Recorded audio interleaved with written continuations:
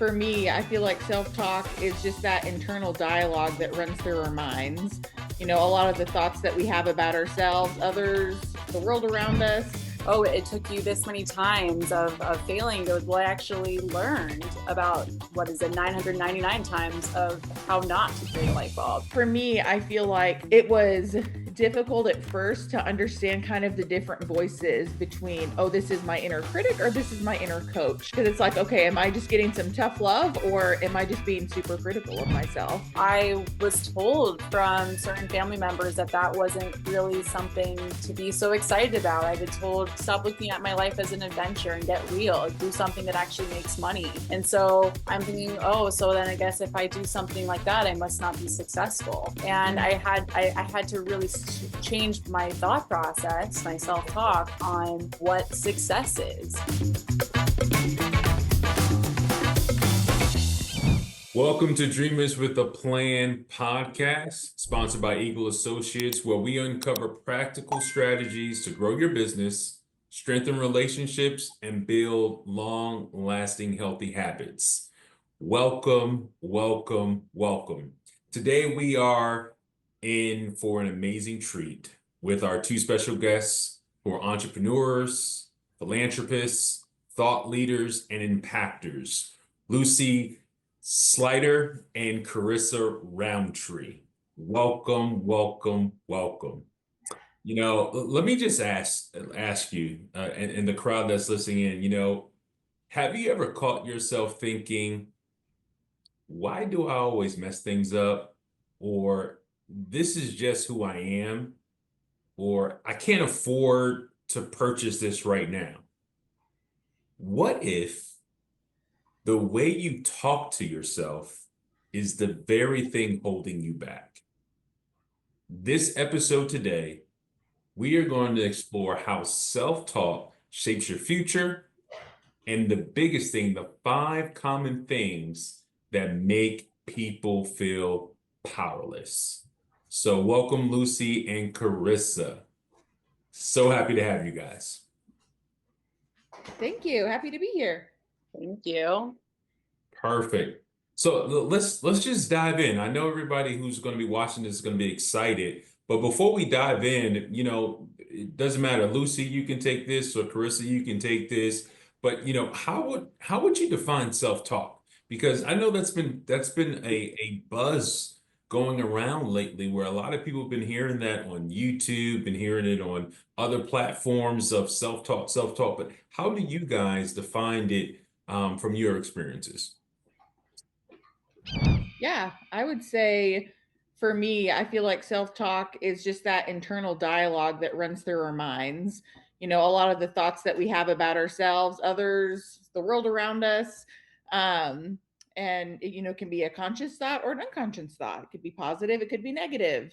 But I think, again, it's just a lot of what we're thinking, that internal dialogue and just that voice in your head that kind of narrates your experience or what your expectations are. I love that definition.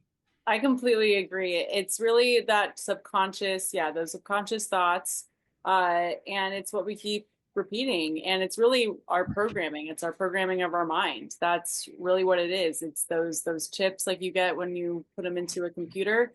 That's really what it is within our minds.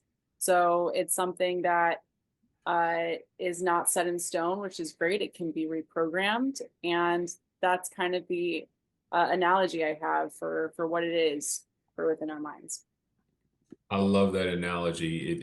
It's not always completely set in stone. It can change, right? But a person has to be willing to make those changes in order for that to happen.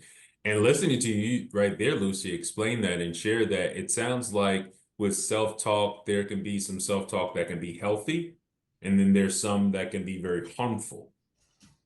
Right. Absolutely. And you guys both being entrepreneurs, I'm pretty sure you guys have some examples from some experiences you guys may have had personally, or from other entrepreneurs that, in various different spaces you may have seen, and signs of, what's a healthy self-talk or what's a unhealthy, harmful self-talk. If one of you want to kind of just pinpoint on that and share. I would say so. When it comes to having an unhealthy self-talk, it's really the things that you say to yourself that are putting you down, that are really limiting you from accomplishing the goals that you're trying to go after. Mhm. Think of it as what you would say to your child or to someone you love. Are those things that you would say to them? If not, that's usually negative self-talk. So things of like, oh, that was so stupid. I shouldn't have said that. Would you say that to somebody? That was so stupid? I would hope not. And so you want to be able to be kind to yourself and tell yourself words of affirmation, things that help you to get through and achieve the things you want to achieve out of life. So I I can do this. I know I'm going to achieve this. How can I achieve this? Instead of saying things like, I can't do this.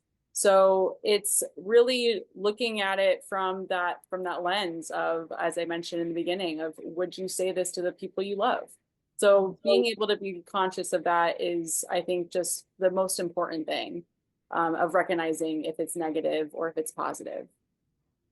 100%. I feel like when I know this book has been, instrumental in a lot of our lives, the What to Say When You Talk to Yourself by Shad Helmstetter, when he Great book. listed when he Mhm. listed things that were, hey, this is actually like negative self-talk. I was like, oh my goodness, I've said these things and I haven't even thought about it. I was not aware of that.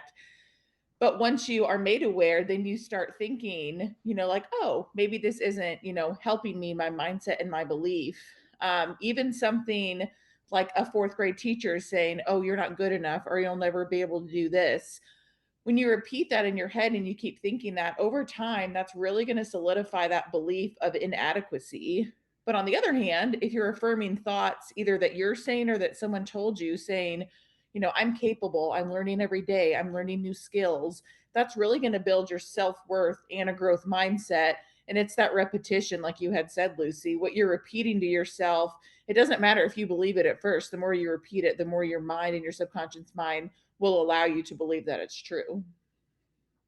Yes, absolutely. That was spot on. And it's like what Lucy was sharing before, if you're not going to say it, you wouldn't say it to your child or you wouldn't say it to someone very special to you, then why would you say it to yourself? So it's in essence, you want to speak life into people.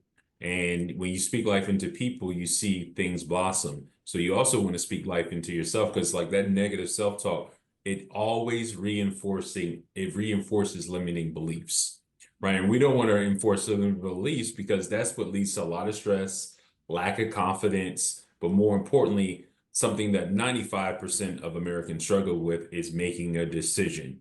There's so many Americans, or just people in general in the world that are just indecisive, right? And a lot of it comes from their self-talk, right? So we have to reframe. What I'm getting from the both of you is a good takeaway, three huge takeaways right there is we have to reframe our negative thoughts, take them from negative and transfer them into something positive so that we can have a stronger inner dialogue with ourselves. But using good present tense like I am great.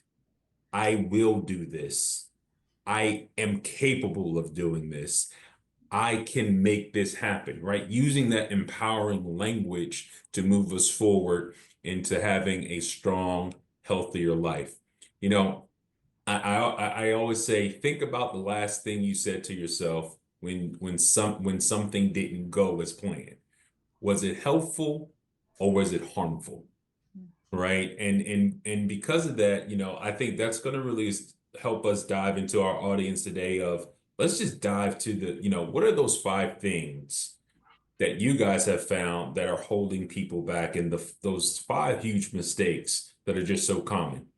Even with the best intention, many people still feel very stuck. And in my experience, these are the five things that you guys shared with me earlier, those things show up. So, if you guys can kind of just break that down. I know one that was shared earlier, before we got on was like the fear of failure, right? And how that paralyzes us before we even begin. Could y'all talk to that?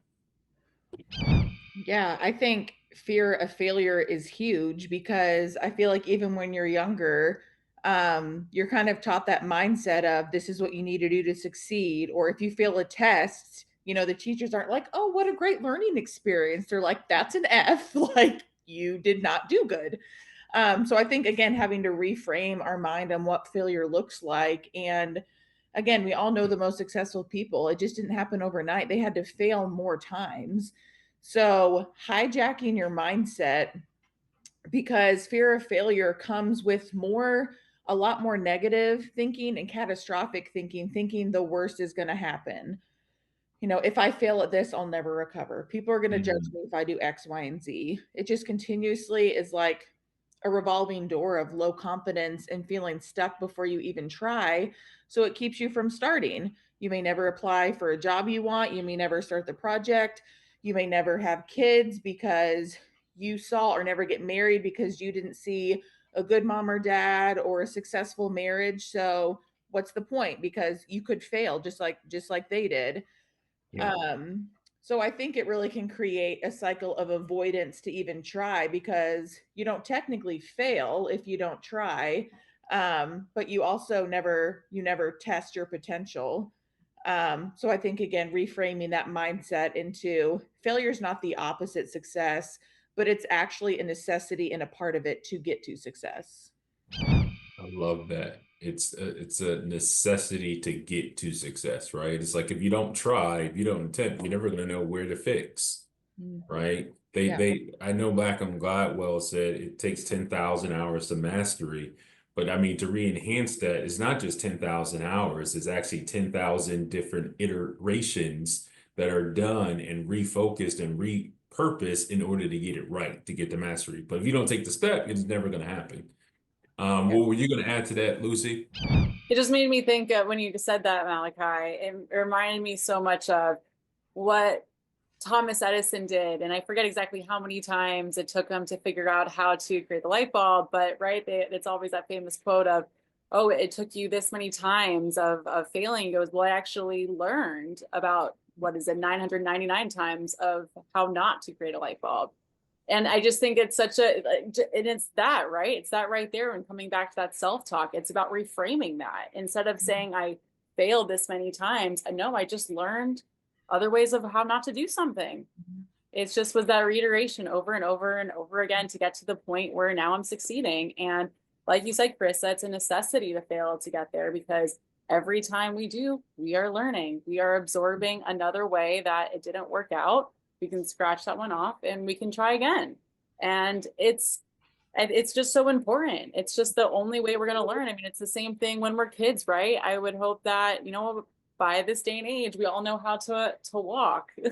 We figured it out. And it's really incredible, especially when you watch a child, as I'm sure you guys have seen Mhm. with your child. And it's just the same idea where you're watching them, and it's incredible. Like a lot of times they don't even know full sentences yet they know how to be resilient and how to keep getting back up until they figure this gosh darn walking thing out.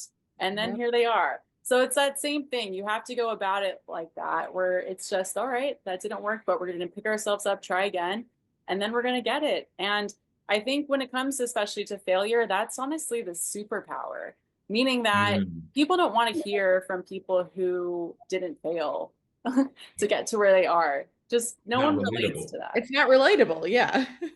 It's not relatable. So every time you do fail, again, it's just that reframing, and just think of it as like, okay, now I have another way to relate to somebody. Now I have another way to give someone else hope that they can make it through. So Perfect. it's just reframe that self-talk. I love that. I love that. And it really, brings us to that second point, common mistake that you guys shared. The lack of self-trust, the lack of, it's like that inner critic or that inner versus that inner coach, just like in your head of, can you or can you not do that? Could you guys kind of really elaborate on that? I feel like that's huge. I know for me personally, I had that for myself, that lack of self-trust. I didn't feel like I could get into entrepreneurship while working in corporate America. I didn't think that was something that would be doable and sustainable and in balance. And that caused a whole lot of inertia for me. But yeah, could you guys just kind of talk through that? Yeah. For me, I'm going to come at it from a little bit potentially of a different angle than maybe some people have heard before, or maybe what some people do. So I just recently finished the book You're a Badass by Jen Sincero, which is so great, so good.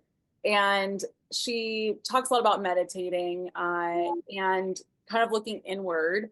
And she calls God, the universe, um, all different kinds of names, but in a sense, it's all, whatever you believe.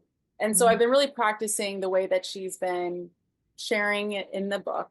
And through that, she doesn't say this part essentially within her book, but I've been instead calling my universe guiding coach Lucy, because instead I'm actually thinking of it as my future self, the ideal self that I want, that I know that I'm becoming. And it's kind of like I'm in this time travel portal within myself. And I'm now getting guidance from my guiding coach Lucy, because she's already gone through all these things that I'm going through right now. And I'm asking her for that guidance. I'm asking her for what are the next steps, because I fully believe in her. I fully trust her, because I mean, she is me. She is just me in the ideal self in the future.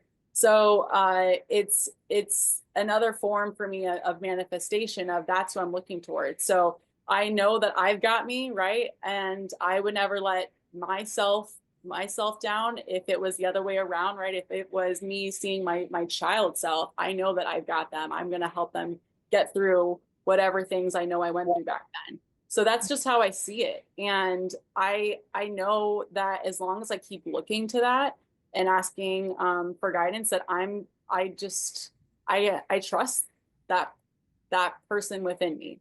So that's actually what I've been doing, and kind of saying these mantras or these self-talks of how can I make sure I succeed in this next venture that I'm going after. And I just kind of sit there and I breathe and I listen to myself. And so that's where I've been really getting my personal self-trust.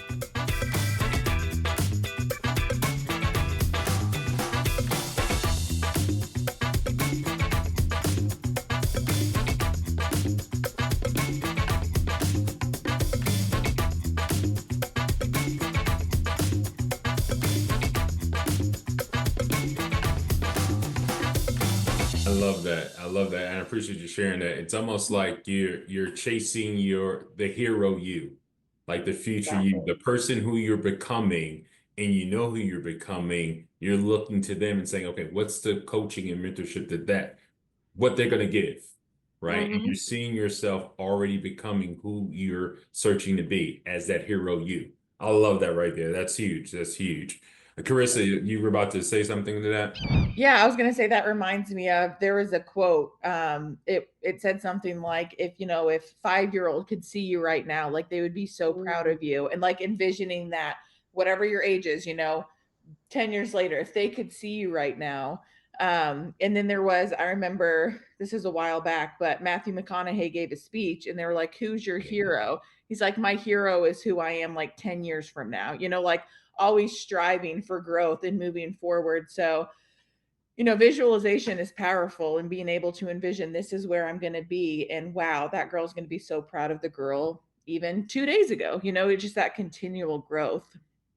Um, but for me, I feel like it was difficult at first to understand kind of the different voices between, oh, this is my inner critic or this is my inner coach.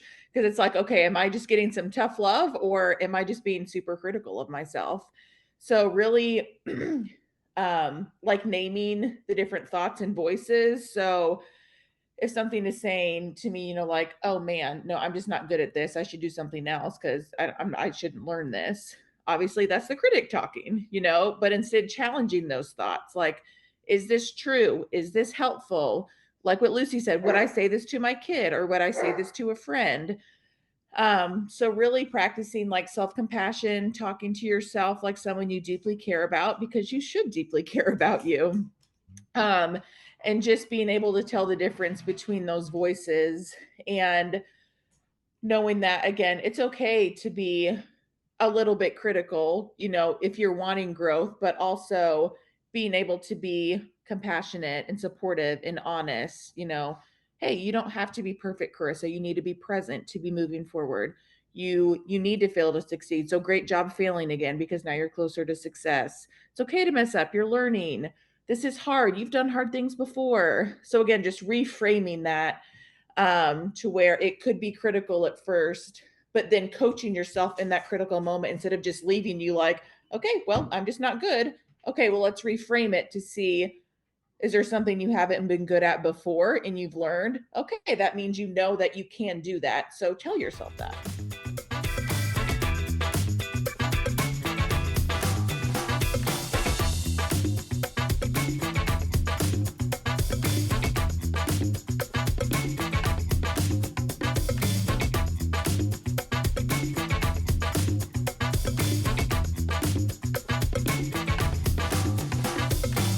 I really love that right there. It's to the point of just giving yourself a leeway to understand that, hey, if I don't get it right, it's okay. Yep. Anything that's perfect all the time, it's kind of hard to trust it, right? Because it's always perfect. So how can you really learn from it? So no, I really like that.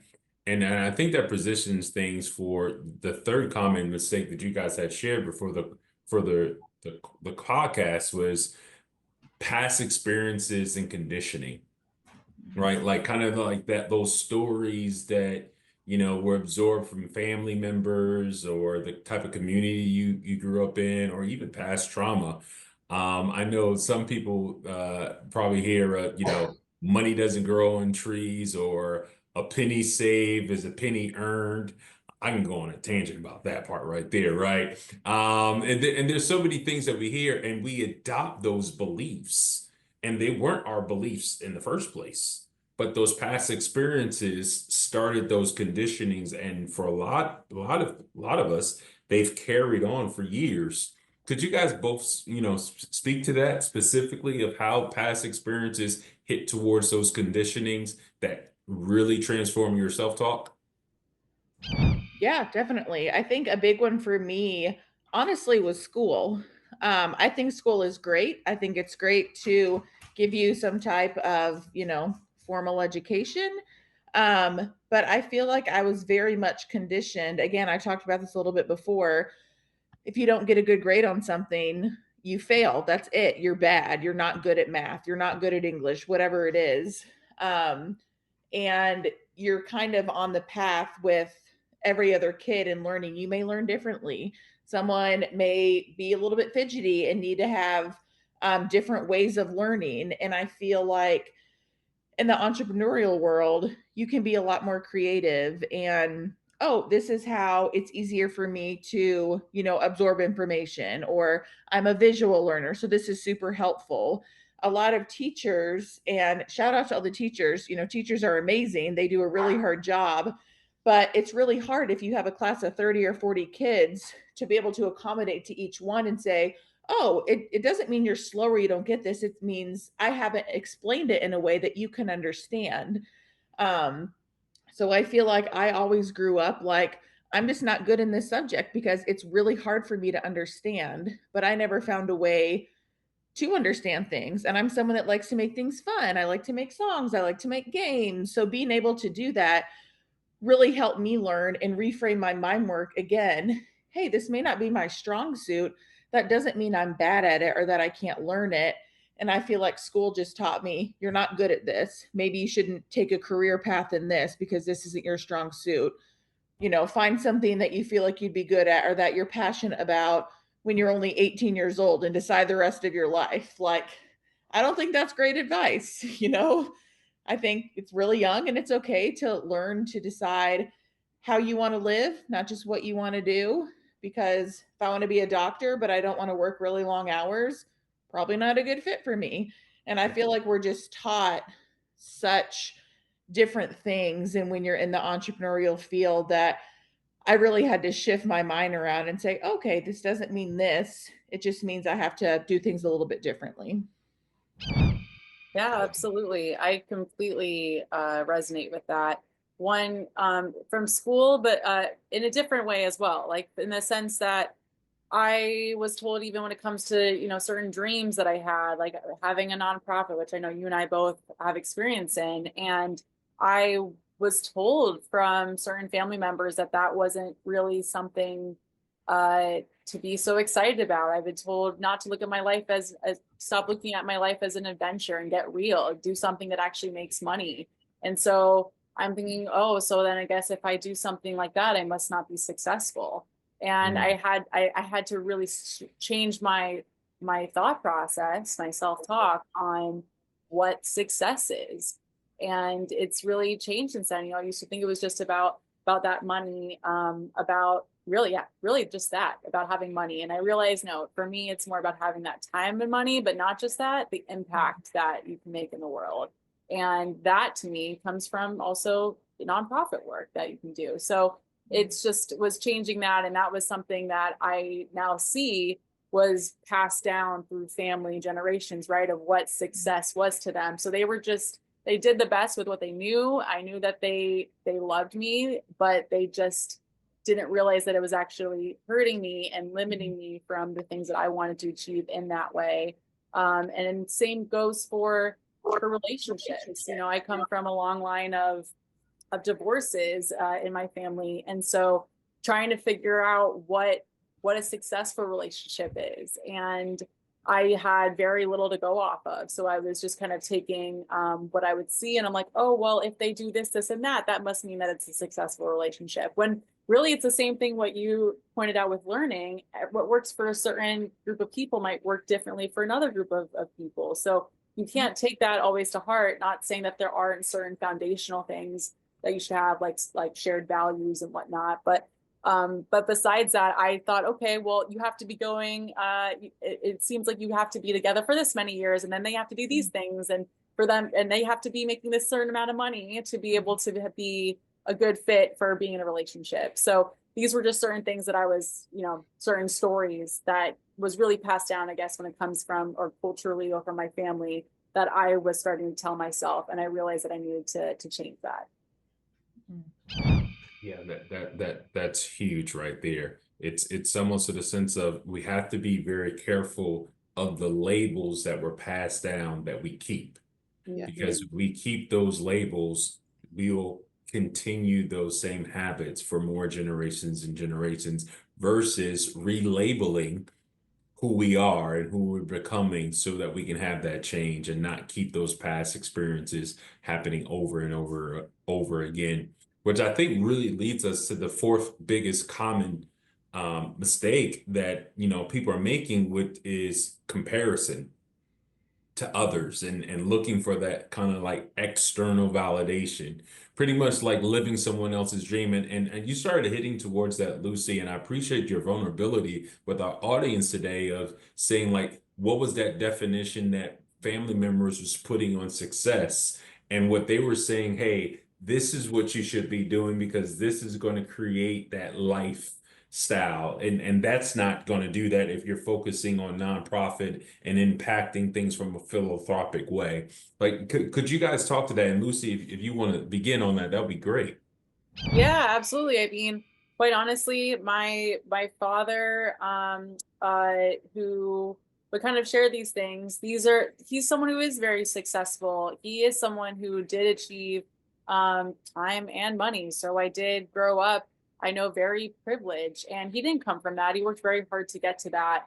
And so what he did, he worked in the finance industry. And I'm not trying to say this as a label for all people within finance. It's just that he worked really hard to be able to give myself and his family the things he did not grow up with. And he grew up with a father who was in World War II, who was very much affected by it. He was young in that. So he was kind of absent-minded. He was going through a lot while my dad was being raised. His older brother was already out of the house by the time my dad was 8 years old.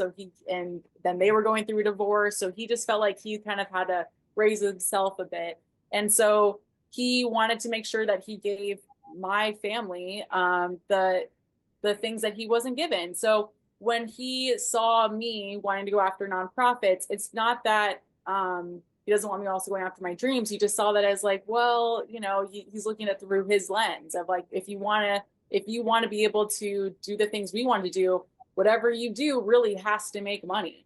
And I understand where he's coming from, because in a sense he is right. I mean, with everything growing today, there, you do need to have certain finances, the capabilities, the capital to be able to make that happen. But it doesn't have to be through a job. There's ways to do things on the side, and there's ways to grow. I mean, we've seen it so many times through entrepreneurship, through online, like through YouTube, through, I mean, we're seeing today through influencing, things like that, to be able to make to grow your wealth and to be able to make a residual income. But then you can also go after your dreams. Like, two things can be true. And so I didn't realize that sometimes the things that we really want to go after don't always maybe make the kind of income we want to make, but then that just means that we have to figure out another pathway. So I think instead of saying like you need to give up your dream to be able to, or sacrifice your dream to do these other things, which in the end is not going to make a fulfilled life, I think instead it's about reframing, right? Going back to that of asking yourself, okay, this is my dream. Now let's work backwards. How can I achieve this and this? And just working backwards from that. It's like planning out your trip, right? How do I get to Paris from here where I am in New York? Am I going to take a boat? Probably not. Am I going to swim there? No, I'm going to take a plane. Okay. So it's like, now I know where I want to go. Now figure out the best vehicle for me to get there. And so that's really what I think it is just reframing your mind of like, instead of saying, I can't do that, I got to switch, I've got to sacrifice. No, I'm going to have that. And I just want to know now, how can I have that? What can I do to make that happen? So, yeah, it's instead of living someone else's dreams, go after your dreams, because life is short. You just got to, you really need to, or I really just encourage you to do everything you can with this life. Like it's all possible. And the fact that we have all this media out there to show us it's there, I mean, what more do you need? It's possible for you. I agree 100%, 100% on that one. Chris, it looked like you were about to say something. Yeah, no, I was going to say, I completely agree. I love that, some people think it's a corny phrase, but I love the word impossible says I'm possible. But just to talk a little bit about like comparison and external validation, and things like that, I think it's okay to want some validation and things like that. I mean, even one of the 5 love languages is words of affirmation.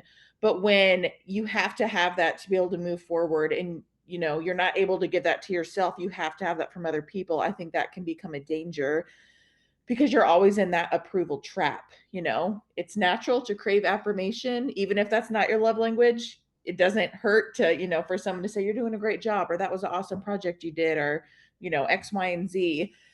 But when your sense of worth comes primarily from what other people think, that's just you're gonna go down a bad hill with that, because you're gonna start editing yourself to fit other people's expectations and what they want. So whether it's a family member saying, hey, like kind of like what Lucy was saying, this is from my experience, this is a great, business to go in the financial industry, do this.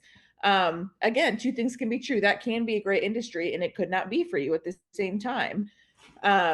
So I think being able to take risks that, not necessarily that others might not approve of, but they're not going to give you the validation that you want. If you decide, I know we're all entrepreneurs, if you decide to take that path, you may not get a lot of approval or a lot of encouragement from that, because maybe they don't have experience with that, or maybe they do and it didn't go well. So instead of making those choices to impress, instead of kind of express what you want to do, I feel like you really lose your sense of identity, your own voice, and you would rather be liked than be aligned with your goals, which is going to lead to burnout, resentment. And then before you know it, you're going to be like, this isn't even me. So I think it's very, very important to define how you want to live, and from that, your values and your goals. And I know, some of our mentors have said like, hey, write out your values and your goals and then filter your decisions through those. If you're filtering your decisions through other people's lens, you're not going to get where you want to go. But if you have your values lined out and you say, okay, does this decision, if it goes through that, if it's getting me where I want to be, if it's within my character and stuff, okay, great, let's move forward. If not, ask yourself, why are you doing it? Are you just doing it for approval to get other people to say, great job? Or is it really aligned with where you're wanting to go? Yeah, I really like that. It's really making sure that you're looking more internal versus the external. And Lucy, I love when you talked about it earlier of you're looking at your future self and you're allowing your future self to guide you. So now that's really your validation, your future self, the person you're becoming, and allowing them to lead you versus someone else, whether it's a family member or a close friend or even, someone who you look up to. Instead of looking to their validation, look into your future self validating to validate, hey, you did a great job today. Great job, right? That's enough, right? Which then I believe also leads to, the fifth one that was shared of a common mistake is having lack of clarity.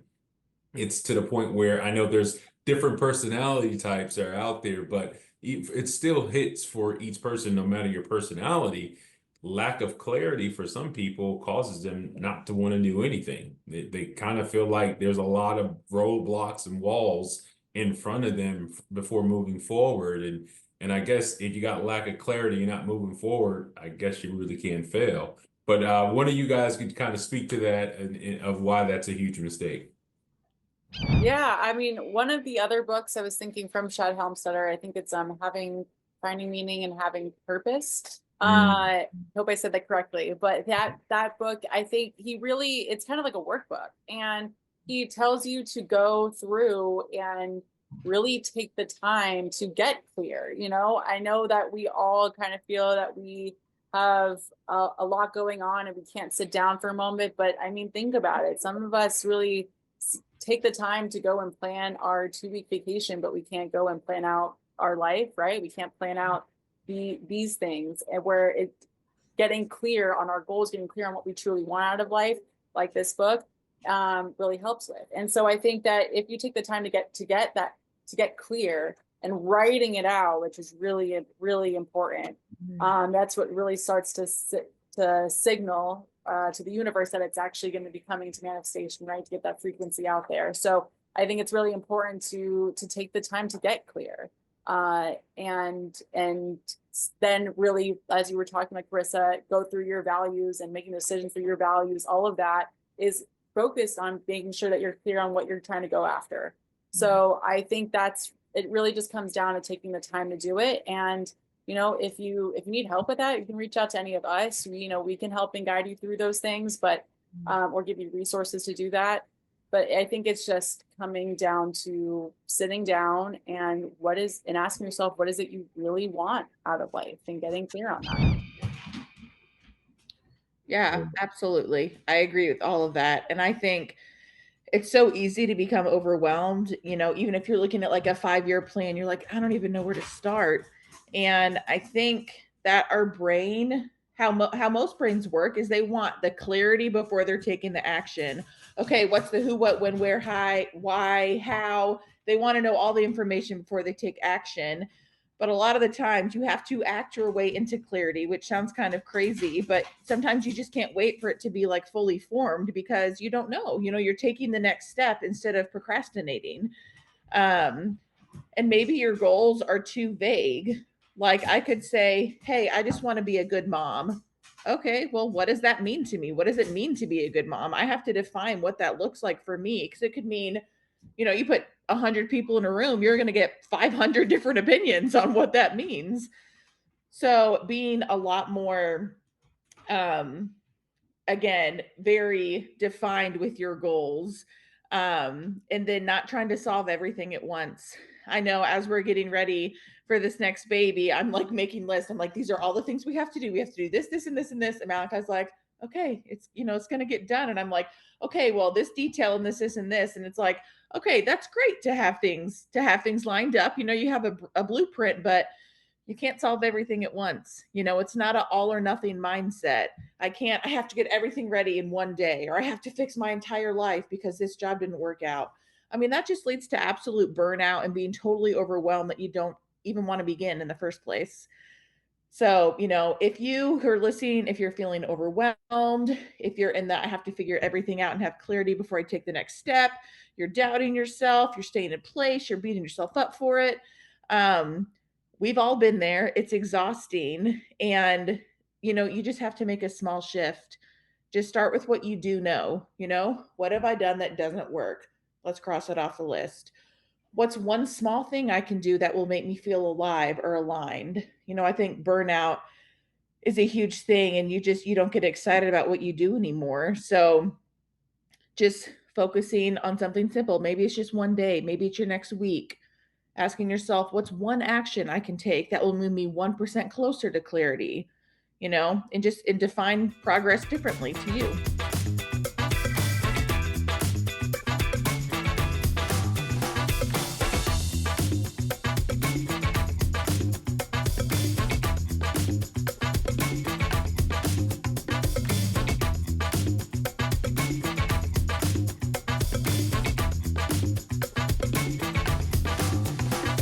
I love that. I really do. It's like taking that one step at a time. You don't have to. The wall of China wasn't built in one day, right? It took years and decades, right? A mentor I recall said, "How do you eat an elephant? One bite at a time." Right. And you really just take that to heart. And that's what builds up clarity, just taking one small step at a time. It really is to this what I've come to understand. And for our viewers today, I hope that you've come to understand that self-talk fuels and breaks down each of these 5 common barriers. It all starts with your self-talk. And that's what controls, and that's how you can start controlling how you speak to yourself. And one key takeaway, I would say this, a practical one that you can do starting today is for one day, notice every single negative thought that you're having and just write it down. And when you write it down, ask yourself this: would I say this to my mom or my dad? Would I say this to my loved one? Or would I say this to my child? And you're going to catch yourself. Most of the time, it's going to be no. And when you see that, that's going to be that aha moment saying, okay, if I wouldn't say it to them, let me not say it to me. Because I can't give what I don't have. If you don't have fullness inside yourself, you can't give the fullness of love to anybody else. Also, I'm going to share this. Get this book. I'm going to encourage you to read this book from Chad Helmstetter, What to Say When You Talk to Yourself. You can grab it on Amazon. We'll have it in the link below in the description. That is a very powerful book. And there's a lot of things in that book that will give some other practical things that you can do overall when it comes to, overcoming these 5 common mistakes.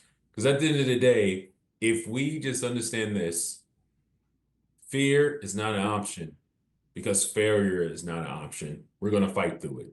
If we just continue to understand that we trust ourselves and have that self-trust, it's going to be okay. But more importantly, our past experiences does not dictate what has to happen in the present, nor does it have to dictate what has to happen into the future. But we don't have to compare ourselves to others. We don't have to seek validation externally. We can just look at who we are becoming, and are we in line with who we're becoming? And if we are, we're probably moving in the right direction. But it's also okay to lack clarity, because a lot of times the clarity comes the more and more and more that we do the things that we are setting out to do. So, what's the story I'm telling myself today? Ask yourself that. What is the story I'm telling myself today? And who would I be without it? What is the story I'm telling myself today? And who would I be without it? I encourage our listeners, come again, re-listen to this episode. There's probably going to be some takeaways that you didn't catch on the first one. If you really was impacted by the things that you heard by Coach Lucy and Coach Karisa on this podcast today, drop the comments below in our comment box. And also, if you really enjoyed it, click like and subscribe and come to our next episode that we'll be having as well. Enjoyed you all today. Have a wonderful evening. Till next time. Dreamers with a plan.